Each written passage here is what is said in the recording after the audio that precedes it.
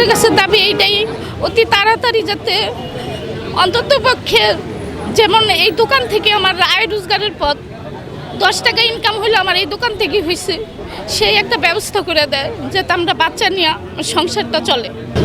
না আল্লাহ কিভাবে পথ করে দেয় জানি না, আল্লাহর উপরে ছেড়ে দিচ্ছি।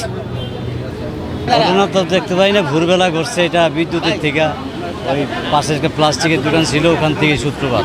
কেউ বুঝতে পারি না কীভাবে লাগলো, কীভাবে ভেতরে।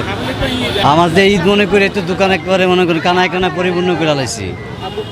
ঈদ উপলক্ষে এই এত ভরপুর মাল উঠাইছি, যার কারণে ঈদে বেচা কেনা করবো, ঋণ আছে বিভিন্ন রকম এনজিওতে লোন করা, ব্যাংকেতে লোন করা, সব মিলাই আর কি ঈদের উসিলাই এই মাল উঠাইছি। তো এই প্লাস মাইনাস 20 লাখ প্রায় হবে আর কি, 20 লাখ কম বেশি হবে একটু।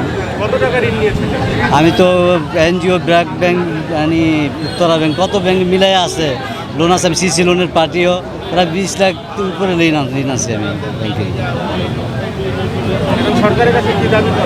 সরকারের কাছে ঈদ আসতে সময় খুব কম সময়, এখন খুব দ্রুত আমাদের কোনো হাত ক্যাশ দেওয়ার ব্যবস্থা করে তাড়াতাড়ি এটা মানে নতুন করে তৈরি করে বসতে পারি, ফ্যামিলি নিয়ে থাকতে পারি, চলতে পারি, খুব খুশি হব।